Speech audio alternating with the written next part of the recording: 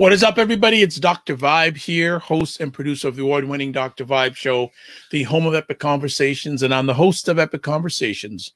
2020 Best Podcast News Award winner, 2018 Innovation Award winner given out by the Canadian Ethnic Media Association. I also host the only online show in the world that is for dads and fathers that is sponsored by Dove Men Care. It's also co-sponsored by Dad Central, Canada's national fatherhood organization. And through that collaboration, I've been able to reach out directly or indirectly to over 75,000 fathers in this year, 2021. I'm very grateful with that. I also am the board chair for the Global Food and Drink Initiative, which is a multimedia not-for-profit that amplifies Blacks in the diaspora that are doing their thing in food, drink, and travel. And as always, I like to say you're blessed, highly favored, a magnet for miracles, and a solution for someone's problem. Broadcasting on, is it October 31st, Halloween. It seems a lot of people are into Halloween this year. I'm not, but I think just the opportunity for people to get outside over after the last, 15, 16 months, some of us haven't had a chance to get out a lot. So I can understand that. But today, Sunday afternoon, like we do on most Sunday afternoons around 5 p.m. Eastern time, we do Black Canada Talking. It's a live online event that provides Black Canadians the opportunity to give their takes and POVs on stories that are of importance to them. And also we showcase Black Canadians that we feel you should know about. And there is another one today. And this gentleman, I've got a pop quiz coming for him, but today we're going to be having Doug Minter on the line. He's experienced professional in business development, operational leadership, innovation, and strategy, and with a demonstrated history on working in the nonprofit organization management within the Chamber of Commerce industry for over 13 years, both in the USA and Canada. He's a strong sales professional skilled in nonprofit organizations, negotiation, government procurement, budgeting, and business planning. He served for 6 years in the United States Marine Corps, Desert Storm veteran, as a combat engineer, as well as 3 years with the US Forestry Department as an initial attached firefighter. His time as a serial entrepreneur, combined with his public service, has prepared him as a leader during turbulent times and change. He owned the largest Black-owned independent insurance agency in the state of Tennessee, which he sold in 2008 prior to entering the Chamber of Commerce profession. As a serial entrepreneur, he also started one of the first valet parking firms in East Tennessee. As a Chamber of Commerce executive, he served as the chair of the diversity division of the Association of Chamber of Commerce Executives for 5 years. Recently, he's adopted skill sets to focus on ecosystem development and entrepreneurial programming as the founder of the Propel Mentor Protege program and the Propel Mastermind program, which I'm very humbled to be part of. He has been able to counsel over 1,500 entrepreneurs and create over $100 million in economic development and over 1,000 jobs. At this time, he's a management consultant for the Canadian Canadian Black Chamber of Commerce and is the chair of the entrepreneur subcommittee for the mentorship and sponsorship committee for the Black North Initiative. So this is someone you need to know about. This is why I'm bringing him on the digital stage right now, right here. Mr. Doug Minter, what's going on? Hey, Dr. Vibe, good to see you today, sir. Right back at you. We talk so much, but we don't talk on screen one-on-one that often. So I'm looking forward to this possibility and this opportunity. But I've got a pop quiz for you. You ready? Okay. Yeah, let's do it. Where did and when did we first meet? I have you on this one. I think you may know where. You may not know the date. We probably met at the launch of the chamber, probably. You are right on. In April. You right? Not your man. You guys. 2019. Do you know the date? Remember the date? April the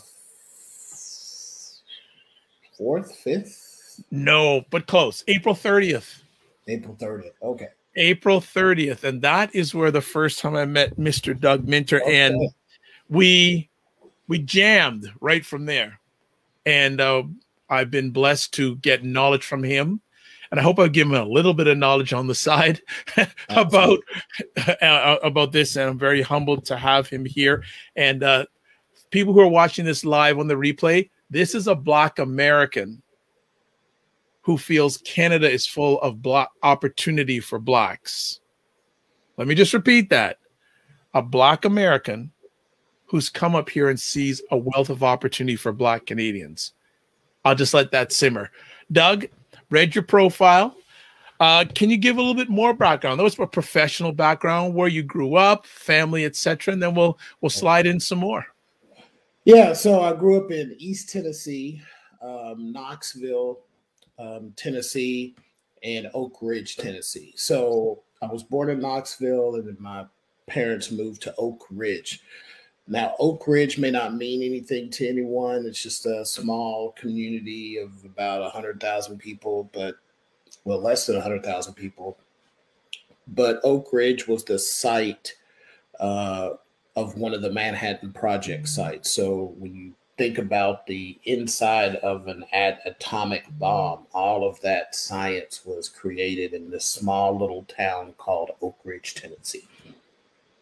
So yeah, it's a scientific community, really neat place. Very nice. Education, going to school, growing up, how did that go in your relationship with your parents? My relationship with my parents was good. It was strict. My dad worked for the Department of Energy, so he worked at one of the lab installations there when he was 19 years old. So as soon as I was born, he went to work for the Department of Energy in the US, and my mom was an English and music teacher. Wonderful, wonderful. And what have they instilled in you that you still carry on today? I think that, you know what, a couple of things. One was just being tenacious, and having a love of Black history. My dad was pretty tough. He said, look, any assignment you have at school, if there's any way for you to do that assignment on a Black person or a topic of Black history, on us, he said, that's what I want you to do. Fabulous. If you write a poem, you got to write it about Black folk. If you have to do a book report, you need to do it about somebody Black. So, because he knew, you know, I lived in an area that's 92% white. So that was his way of trying to force me to look for my own history and have a love to look through my own history. Sometimes I did it, sometimes I didn't. But when I look today, I am a huge history buff, love Black history, and there's a lot of things that fascinate me about history throughout the whole African diaspora. So that's probably the one thing that stuck. Well, that's a good thing. Out of all the things that could have stuck, that's a really good thing. You are very passionate about business. Where did that love for business, where did that journey start, and how did it come to fruition? Yeah, I didn't grow up having a love for entrepreneurship. I mean, I had a paper route. I loved business, but I never saw myself as an entrepreneur. I think what I loved was connecting people. And business gave me the best platform you can ever have of connecting people and pulling people together. I was talking to one of my really good friends that's known me a long time. He said, man, you're a hub. You're just a hub. And I was like, that's a weird thing to say about somebody, but I love connecting people. And I think business gave me a way to connect people and make money at it. Nice. Nice. Where did you get why did you want to get involved so much in Chamber of Commerce industry? And maybe for our viewers and listeners, can you explain what a Chamber of Commerce is? Because a lot of people, they hear it, but they don't really know what it does and how effective it can be. So chambers of commerce, kind of interesting. In the US, we use the term Chamber of Commerce, and here in Canada, you'll see Chamber of Commerce and sometimes you'll see Board of Trade. Board of Trade is very much a maritime British term. And actually, most of the chambers in the US were called boards of trade, if you go back and look at their history. But a chamber of commerce is, simply put, a business. It's the hub of business activity. It's a business membership organization who strives to promote business within whatever city, region that particular chamber of commerce or board of trade may be.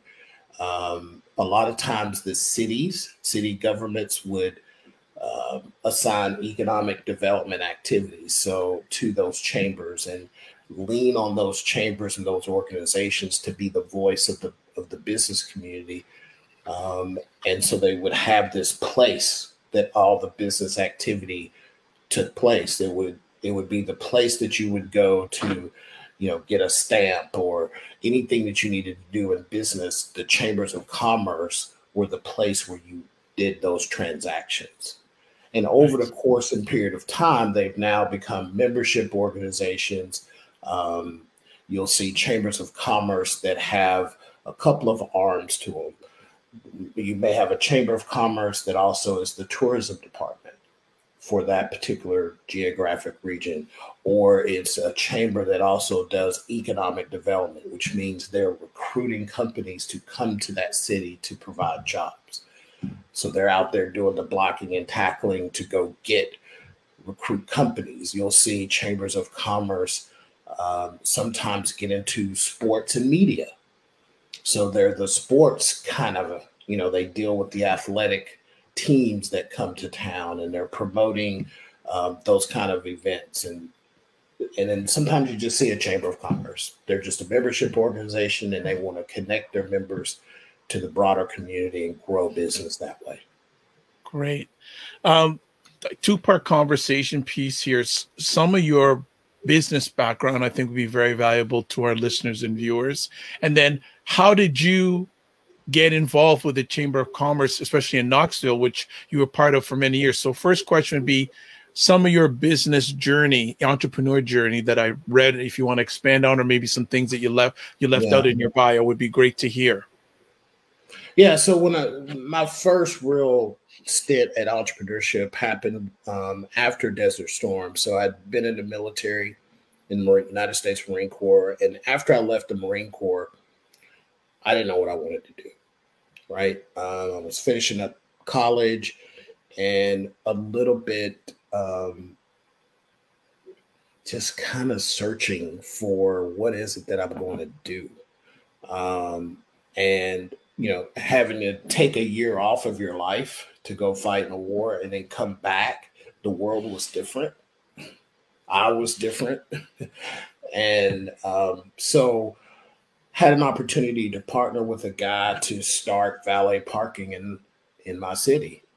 I was intrigued by it.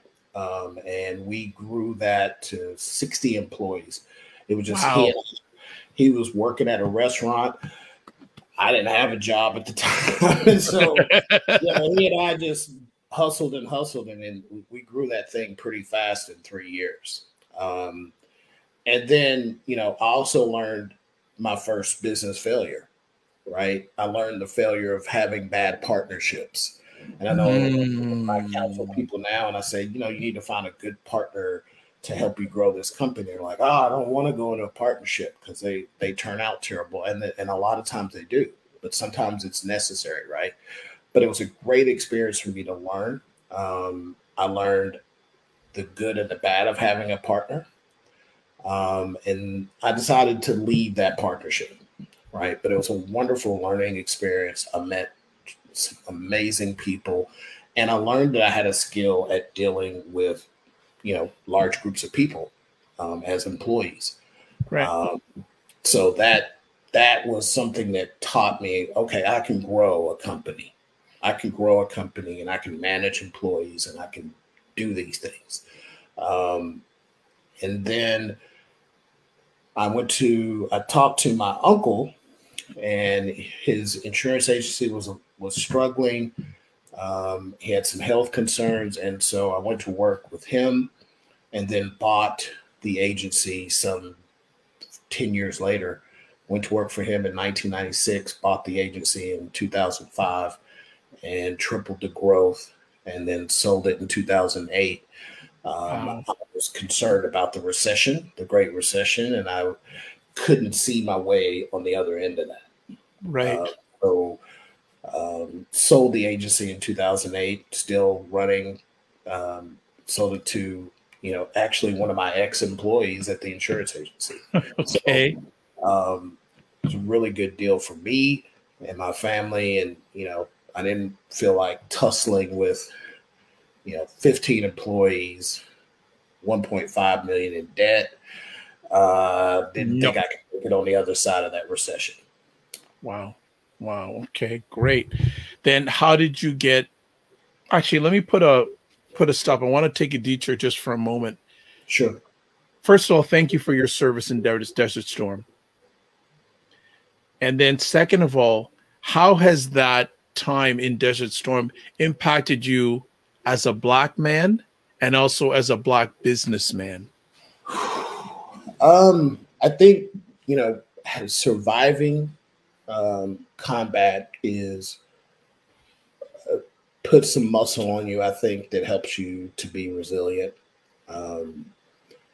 Because there's nothing that I've faced in business that's worse than going to war. Yeah, I think so. Yeah. It gives you some muscle, I think. It also gives you some humility.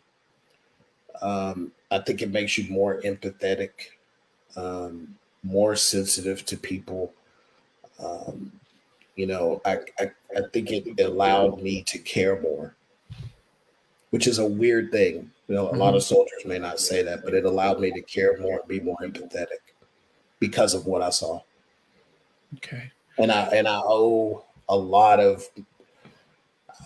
so much to not only, my fellow brothers in arms, but I also owe a lot to the Kuwaiti people. They were amazing people, and I'll leave it there.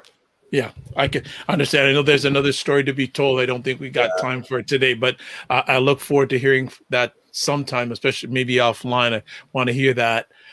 How did you then get your first exposure to a Chamber of Commerce? Yeah, so I was in before I had sold the agency, I was involved in Leadership Knoxville, which is a leadership organization. And I was in one of their cohorts for the year, and we had to do a project with another nonprofit. And I chose they had a list of people who said, yeah, we'll do projects with people.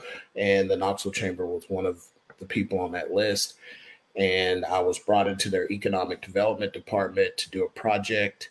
And I was blown away. I was fascinated because a lot of times most people don't understand when you talk about Amazon moving to town, right? Or XYZ company, Google is putting a factory up, or someone is putting a business up. Economic development agencies are the ones that are doing the blocking and tackling on making that happen, right? And the process was so fascinating. They brought me in on actually bringing Keurig, who makes the K-Cups, right? So Keurig is coming to East Tennessee, building a huge factory. And I was brought in to help on that team. And I said, you know what? I love this. Like, I love the atmosphere of this. Yeah. And I wrote a proposal, and the rest is history. Wow. Wow. What were some of the successes or some of the wins that you celebrated during your time on the Knoxville Chamber of Commerce? I think the biggest thing was seeing the first two people. I established a mentor protege program, entrepreneur program. That was the big reason why I came to the chamber, because they said, hey, we like this idea. Let's make it happen. And when I look back, some 13 years later, the biggest success was seeing two of the people graduate from the program. One, a veteran, of the Navy. So, I cared about veterans. I wanted to have a program that incentivized veterans and give them something to do because I knew how lost I was after combat. Makes sense. And I really wanted to make sure that program was open to veterans. And then another gentleman who was African-American became millionaires. So to see those two guys, start at zero, both of them came into my office crying, not knowing what to do. We're in terrible situations, but they wanted to build these businesses, and both of them are highly successful, great leaders in the community, and running multi-million-dollar companies. And that's the thing that made me feel best is the output of the people. How did that time in the chamber amplify your business skills? It forced me to see a lot of people. Right. So I think what it did is it opened my eyes to all of the different things that entrepreneurs go through. It's one thing to go through entrepreneurship in one industry, but I got to see hundreds and hundreds of people expressing their entrepreneurial dreams in various industries. There's from tech to STEM to janitorial to whatever. I mean, I saw pretty much a little bit of everything that's out there. And that is an education that I wish I could give to everybody. Just seeing innovation in a variety of different industries.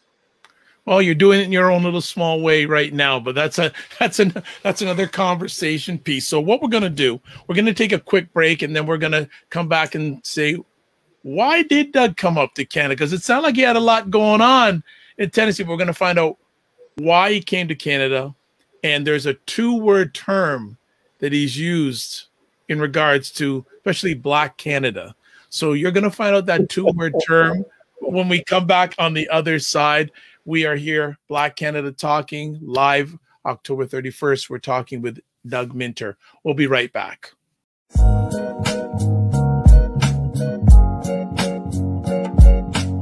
What is up, everybody? It's Dr. Vibe here. And as always, on most Sunday afternoons at 5 p.m. Eastern Time, Black Canada Talking is a live online event that provides Black Canadians the opportunity to give their takes and POVs on stories that are of importance to them.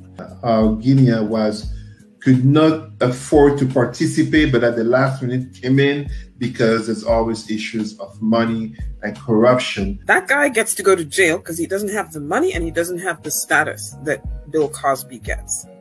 And Bill Cosby gets to get off, not just for the money as well, advancing age, etc. I'm just going to echo a few things you're mentioning.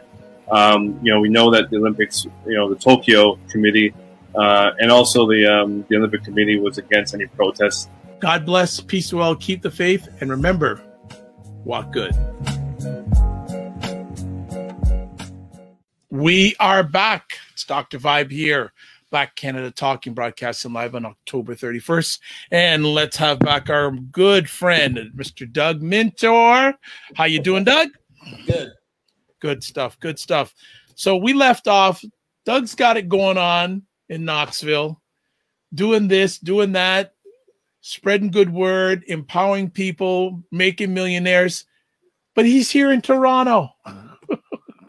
So, Doug, what brought you here to Toronto for me to meet you on April 30th, 2019? It wasn't me. I know it wasn't me. What brought you up here to Toronto, and why Toronto? First, one word, love. So I have fell in love with a young lady from Brampton. And we've been dating for quite some time, and we had to make a decision about where we were going to live. Was she going to come to East Tennessee? Was I going to come to Canada? And we'd been visiting back and forth and looking at opportunities, and we had made an agreement early on that whichever place made the best sense for both of us, the other would be okay with that. And I was okay to move to Canada, and she was okay to move to Tennessee. And when we started kind of making plans for her to come down, it just didn't look right. And so we made a decision as a couple that, it was time to make the leap. So did you have something to jump into when you came up here? Well, I'd been talking with the Canadian Black Chamber, and the timing was great. They were, new organization trying to get started and launch their Chamber of Commerce, and so I came up here and started helping them and following the lead of Michael Forrest and his vision for having a chamber, which I thought was a great one. Definitely needed here in Canada, and there wasn't one.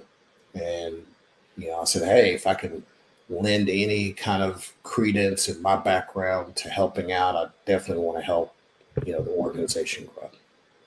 And so the rest is history, as they say. Yeah. When you came up here, did it catch you off guard that there was not a Black Canadian Chamber of Commerce? A little bit. Yeah, a little bit. But when I looked around, I was like, wow, this is an amazing amount of human capital in the Black community. You have representation from the entire African diaspora within a neighborhood, oftentimes, right? It blew me away. And I had come up here in 2018, before we made the decision for me to come here. Some friends of ours, we rode bikes and filmed a documentary on the Underground Railroad. Yeah, talk about that. Yeah, that was an amazing. So my good friends, Andre Block and Jonathan Williams, had been riding bikes, and they had this thing called the Unity Ride. And so they would ride. They had ridden across the country a couple of times, and then they said, hey, this next ride, we want to kind of do a theme, right? We want to try to get into history. And we talked about it and came up with the idea to follow the pathway of the Underground Railroad from New Orleans to Toronto. And so 7 of us got together. Monty Ross, who was one of the producers of the Malcolm X movie, joined us. And Nelia was my fiance. She was back home calling and setting up meetings for us at each city that we would ride to. It was an amazing, amazing project, and documentaries on Amazon. Shameless plug. It's called The Unity Ride 2018. And it was just an amazing experience. And it allowed me to learn more and more about the Underground Railroad and more about Canada. Wow. Can you remember the first day you came here permanently, and how is that feeling? And was there any sad feelings leaving Tennessee? Yeah. So, it was definitely, it's tough when you leave home, right? Even if you know that this is the right move. I felt in my spirit it was the right thing to do. So I didn't have any regrets. My sons lived there, so they couldn't come at the time. And so that was kind of tough, leaving the family. But I came back and forth quite a bit. So, and my sons are in college. One of them's about to graduate. So, they're older, right? So it wasn't so bad. And they come up here a lot too. So nice. It was tough to change, right? But I was all in. I was good with it. I was like, let's just, jump in with all feet forward. Okay. Well, you've been here for about 2.5 years now, and there's a 2-word term that you and I talk about a lot. Yeah. So I could say, but it's you brought it to my attention. So I'd like you to give the term, and then we can drill down deeper why you feel so passionate about that 2-word term. I truly believe that there's a Black Renaissance happening in Canada. I'm not a philosopher. I'm not a scientist. I'm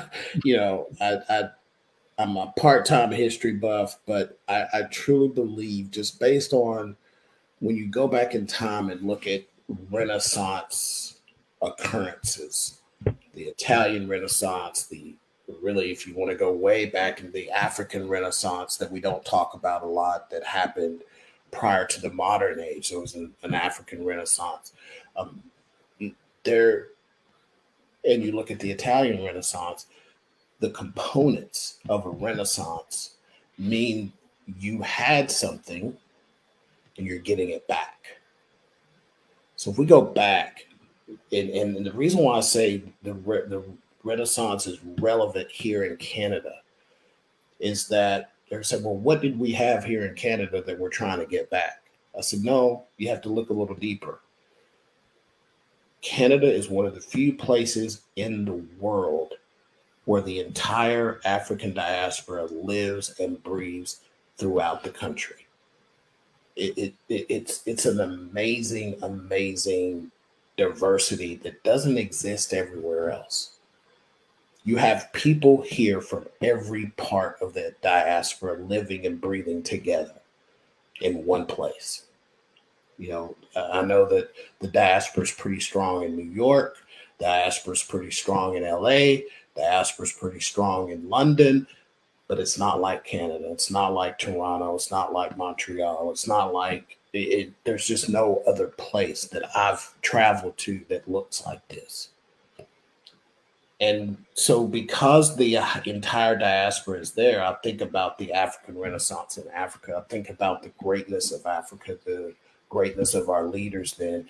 And so that Renaissance, to me, we can claim because we're getting back what we lost through colonialism, transatlantic slave trade. You know, you pick your poison, right? You can pick your sin, and we're trying to reclaim ourselves.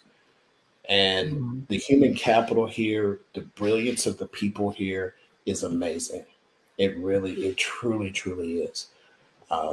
And you can see one of the biggest reasons for a renaissance is patronage. And what is patrons? Patrons are the ones that are funding the growth. They're putting investments into that growth. And when you look at organizations like the BBPA, when you look at organizations like the Black North Initiative, and you look at Transet out of Montreal, and you look at all of these companies coming together to form the FACE Coalition, and you look at, there's so many examples that there's a renaissance here. And those organizations wouldn't exist if there wasn't fertile ground of human capital underneath them. You know, when you look at the growth of the chamber, again, these organizations, a lot of these organizations are just a few years old. Black North Initiative just celebrated its first year. You know, the Canadian Black Chamber is, barely 3 years old. So there's this fertile ground for all of this new stuff. Right? There's this fertile ground and demand. When the federal government decided to step in and be a patron to the Black community with the Black Loan Fund and supporting, 30 other organizations to receive $70 million plus. To me, that patronage shows you that there's a renaissance occurring, and people are making bets on that renaissance. Thank you for detail and drilling down on that. When you share with the people you do, especially Black Canadians, about Black Renaissance, what is their initial response? Do they get it, or do they go, because I get this feeling that because we are so in it, you've brought an outside lens beyond the glimpse of the obvious. Right. Do many people agree with you, or does it take some time for those to understand, and some people still don't understand? You know what? People seem to feel good about when I say that. They sit. I think it makes them sit back and think, "Hey, yeah, I think this is the case." I don't think people here in Canada are not seeing the beauty of themselves. I think what may be in the way is the obstacles. Just because there's a renaissance occurring doesn't mean there's also not barriers to that renaissance. The renaissance is going to occur regardless. The issue is how many people will be able to benefit from that renaissance. Will it be just a handful of people, or will it be the masses of people? And I think that's the fear factor. I think a lot of people are like, hey, you know, we've seen this before. We've seen people try to do this before and it didn't work. Or, you know, the proclivities of having this beautiful diversity of all these people from the diaspora. You also have to deal with the proclivities of all these people from the diaspora. Yes. So it's dealing with those proclivities. And I think, you know, a lot of times people need to see that, you know, we have to be patient. You know, MP Greg Fergus, love him a lot. And he said this in a meeting early on when coronavirus first hit. And he said, you know what? It's a large group of people on a Zoom call. And he said, one thing I want to ask the Black community is be patient with one another. It's hard to be patient when you've been waiting and looking and searching and you have needs, right? And so I want to add a word to that and say we need tenacious patience. We need to keep each other accountable, but we also need to realize many of the things that are being built, you know, we're flying the plane while building it, so to speak, right? Mm-hmm. And we do have to be patient. This stuff takes time to build, right? But we can see with the 20,000 plus people have put in a profile through the Face Coalition's website for one of the business loan, for the business loan. That shows there's a pent-up demand for access to capital, which is critical to entrepreneurship.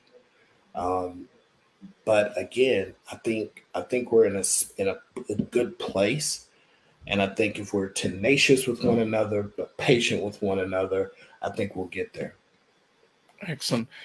What are some, and you're blessed to know a lot of really important, but no, let me tell you, great people, melanated and non-melanated. From all the conversations you have had, other than patience, do you see any potential obstacles of living and achieving to its full width this Black Renaissance? Other than patience, do you see any other potential roadblocks? Well, again, I think, the first roadblock is just, I think we have to understand what is our axiology as a group of people, especially when we all have different homes, right?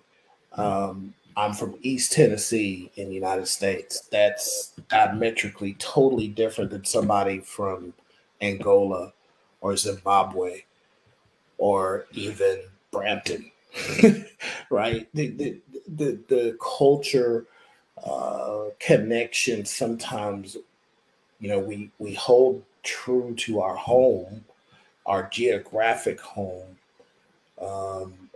more than we hold our Blackness together, right? Because my Blackness was created where I lived. And so I think we're going to have to practice diversity and inclusion within the Black community. It's a very important point.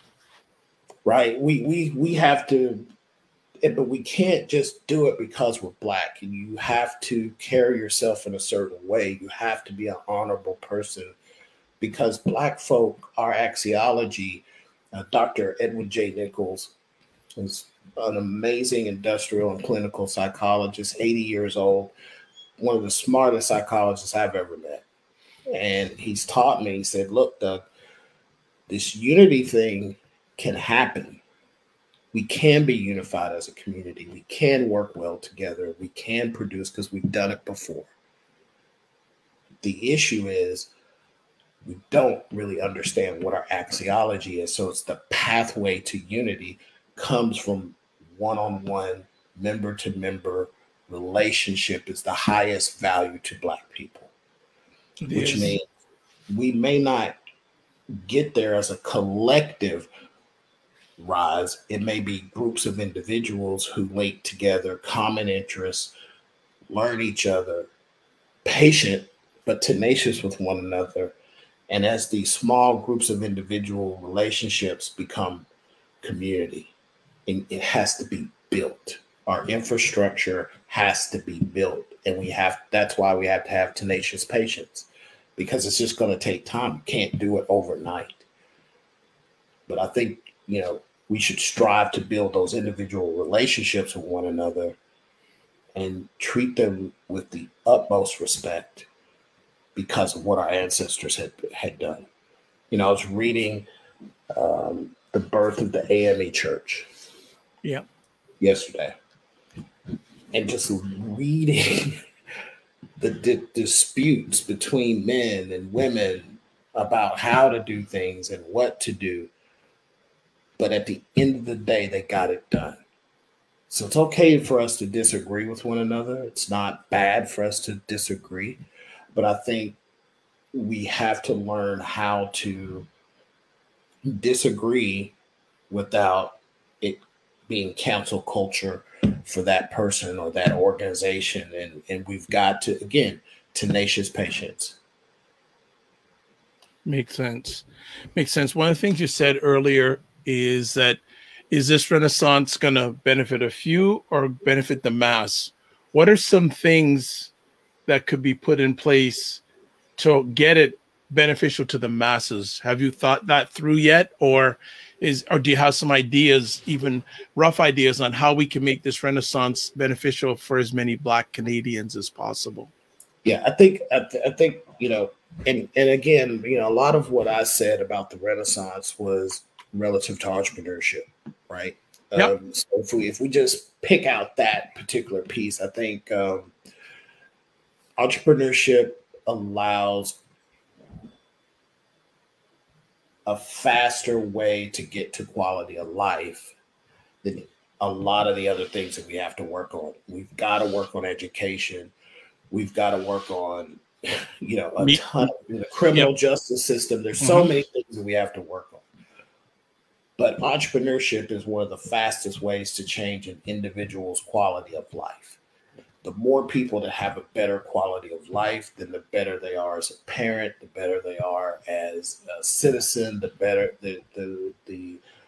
the opportunity for them to invest in other things that we need as a community. I spoke to billionaire Jim Clayton, who had the largest mobile home business in the United States. It was recently purchased by Berkshire Hathaway. Nice. And he bought a bank with that money. And I was one of his clients, and he said to me, we had these same questions in Tennessee. And he said to me, the one way that the Black community can grow is you've got to create more millionaires. And I totally agree with him. If you don't have Black millionaires, then you don't have people within your community that can be a patron of the Renaissance, right? So you need those patrons within the community, and you need those patrons outside the community investing in the community. But if you've got those millionaires, then you've got the people like a Denham Jolly, like a West Hall. Look at the things that they're doing. They're making significant investments in the community, but you need more of them. You need more of those millionaires, and the fastest way to become a millionaire is through entrepreneurship. So I think that's the pathway of choice that I want to spend my time and energy on. I think the other piece is leadership. We have to be able to get our best and brightest leaders to weigh in on, developing the next leaders. And I think the youth piece is the other pathway that we have to focus on, but we have to do so in a way that's relevant to them. Great. Good comment here from Tim Frey, who was on my show, The Morning Vibe, on Friday, saying, I agree with Doug. We need more Black think tanks to do R&D on every sector in our community and focus how we can develop more entrepreneurs from each sector. Fully agree on that point. Absolutely. Nice. And there's a gentleman here that created the Black Manifesto for the community, right? And you have to have these frameworks I look forward to seeing more collaborations between our organizations and between our thought leaders, right? When I read the Black Manifesto, Ryan Knight is one of the big supporters of that. And with ACBN, I love the work that he's doing on that. And this Black Manifesto talks about every facet of the Black community. I think it took them 10 years to put that together. I think that those kind of documents are critical. I think Leadership Institute would be the second piece that's something that's kind of near and dear to my heart, where we can go and get the governance training that we need. Because to build the ecosystem, it has to be one where the ecosystem has the same benefits and outcomes as the Western ecosystems, but with our cultural needs and desires built the way we operate. Yes. Right. So there's some pieces to our ecosystem that may or may not exist in other ecosystems because we're different. And so we need to be able to build that ecosystem that supports all this stuff that we're trying to get to. But I'm talking too much, but I'm going to go No, back. no, not at all. Not at all. Entrepreneurship is the key, the fastest way to change quality of life for the most people. So when I see those 20,000 plus people that applied through the FACE Coalition, that I know there's been a lot of complaints about the speed and, when are we getting the loans and when is this happening? And, I don't have the answers to those questions. But when I see 20,000 people stand up and say, I want to be an entrepreneur, that makes me happy. And so that means we need to be doubling down on all the resources that we can put together, we can muster to support those 20,000 people who are risk takers. Yeah. Think about it. Of those 20,000, say even 25% become successful entrepreneurs. How much of a change would that make to the future of Black Canada? It's huge. It's huge because you don't know who's going to be the unicorn, right? You don't know who's going to be the next billion-dollar app or the next idea that everybody in the world wants. And once you have those unicorns, that's what feeds the ecosystem. The owners of, when you look at Elon Musk, when you look at all of the owners of the past, from successful companies, big time companies, guess what they do? They take a big portion of their profits and invest it back into the ecosystem because they understand they can't continue to grow without other people innovating underneath them. So it's really about finding and supporting entrepreneurship at the highest level and doubling down on that. And I think we can change quality of life because then you'll have people who have a heart for leadership and they want to invest there. They have a heart for our youth and they want to invest there. They have a heart for veterans and want to invest there. They have a heart for, changing the criminal justice system and supporting people with, that need a second chance. And so, you want as many millionaires as you can possibly get within the diversity of our people because they want to invest in a diversity of things. Yeah. Agreed. Well, with a few moments we do have left, you have helped communicate with thousands of entrepreneurs. Thousands. From your lens, what are some I'll get Tim's comment up before I ask my question. 1.21 million businesses in Canada, and less than 25,000 are registered Black-owned businesses. Every one of those 20,000 applicants for FACE loans are needed. Absolutely. And that's a big number of people. And if you could take 20,000 companies and grow them just to $100,000. Wow. The numbers start multiplying. And then let's say you take half of those 20,000 10,000 and say, we could say, you know what, we want to make sure that at least half of this number gets to their first million. The numbers start adding up. You start changing community and quality of life with the increase in revenues. Nice. Because then those are increasing jobs, which increases quality of life for everyone else. Increasing these people's quality of life, then they can invest in our art and culture and our artists. And, you know, we have a ton of creatives and artists in this community. And, you know, you don't even have to mention Drake or The Weeknd or some of these other artists to know that Canada is a really amazing place as far as creativity. It's probably one of the most innovative places that's this small, but it's affected the entire world.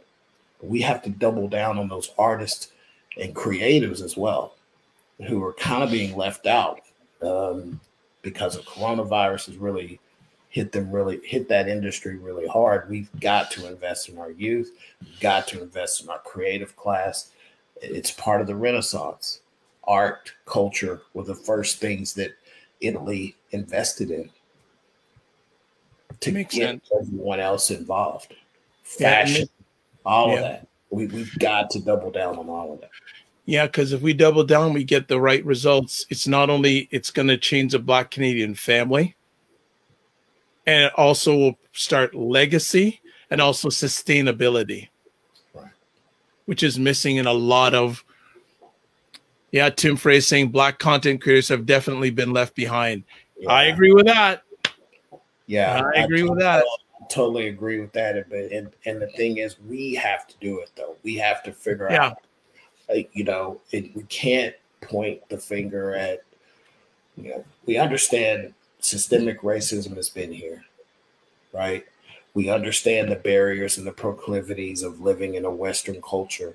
We have PhDs in that. I want us to focus on what are we doing interpersonally in our relationships that are getting in the way of the progress of the community. And we have to do that at a relationship level, which means every single individual relationship I have within the Black community, I need to treat with the utmost respect. I need to treat you as myself within my community. And if we focus there, then we create the strength that we need to keep everyone else that's outside the community accountable to their proclivities, but also be attractive to people who want to come in and want to ally with the Black community. So it's a lot, but we can do it. Yeah. Well, I had someone ask me this question, said, every day that you wake up and every day that you go to sleep, and you would have to report out to Harriet Tubman what you did that day. Would she be okay with what you were doing? Would she be okay with your complaints? Would she be okay with how you navigated whatever the situations were? And think about what she went through. Think about what our elders went through. Would they be okay with how you are navigating things today? And so for me, that's what keeps me accountable. Got it. Spend a lot of time complaining. She's spending a lot of time doing. Yeah. Agreed. One last conversation piece before we let you go. As I said before, you have spoken, shared, mentored lots and lots of entrepreneurs. What are some calls to action or suggestions you have for the Black entrepreneurs out here in Canada? You've heard a lot of them. You've seen a lot of them. What sort of calls to action or words or encouragement can you give to them? The biggest thing I would say is one, I think Canada has a cadre of human capital that is unrivaled in the world. The level of human capital here, the level of sophistication, the level of drive is amazing. And I don't think Canadians get to see that of themselves as much as should. And I'm here to tell them and be a cheerleader that this is an amazing place with some amazing Black folk. Truly. The thing that I will tell you is to be teachable and coachable. Mm-hmm. If you're teachable and coachable and you can suspend your ego, you can become, you're self-aware of your own proclivities, then that's the first step. If you're teachable and coachable and humble, you're able to take the criticism, you're able to take advice from folks, their opinions, and not take that as a knock against you, but that as a love for a step up. If you can take criticism as a love to step up, then you're in great shape. I'm not going to add anything after that. I was going to add on something that enough said, case closed, mic drop, bam. Doug, thank you for taking time to share with our community today, and have a feeling you'll be on again. If I don't know, I was going to ask if people are you comfortable for people reaching out to you? Absolutely. Okay, so I'm just going to give your email address to our producer, and he's going to put it up on the screen. Absolutely. And like to say thank you for everything you have done, are doing, and will be doing. I think some of that stuff, well, some of the stuff you and I are doing together right now. So, and more to come, because again, we don't do it for us, we do it through us. Yeah, you know, if you see a turtle on a fence post, they didn't get there by themselves. Exactly. You know, everything that any success I've had is just because of the team and the people around me, and you know, it's not fun if you don't have other people with you. So, you know, the teamwork makes the dream work. That's where it's Absolutely. At. Thank you, Doug. Say hello to the right. Yeah, thank you, Dan. Say hello to the partner and your wonderful family. And I think we'll be talking some more a little bit later. I look forward to it, man. Thank you for being you, Dr. Vibe. Thank you for the platform that you give this community. It's so needed. We need the Black media big time, and thank you for doing it. My pleasure. Have a great one. All right. Take care. Good stuff. Doug Minter. That was good stuff, folks. And yeah, if the producer can put up his email address again, just quickly for those who didn't get it, would really appreciate it. dminter@canadianblackchamber.ca. That's where you can get in touch with him. I'd like to say thank you for everyone who took time to watch this live or on replay or listen to it on replay. Thanks to Tim Frey for his comments. Appreciated, not taken for granted. I am Dr. Vibe, host and producer of the award-winning Dr. Vibe Show, the home of Epic Conversations, and I'm the host of Epic Conversations 2020 Best Podcast News Award winner, 2018 Innovation Award winner given out by the Canadian Ethnic Media Association. Also, I host the only online show in the world for dads and fathers. It's sponsored by Dove Men Care. It's also co-sponsored by Dad Central. And I am the board chair for the Global Food and Drink Initiative, a multimedia not-for-profit that showcases and amplifies Blacks in the diaspora that are doing their thing in food, drink, and travel. As always, I like to end off my conversations like this. Live your life as a dream. If you can dream it, you can make it. Sometimes you have to get smaller to get stronger. Block assumptions, then aim bigger, aim better, aim higher, aim wider. Love, faith, and respect. And remember to give yourselves grace.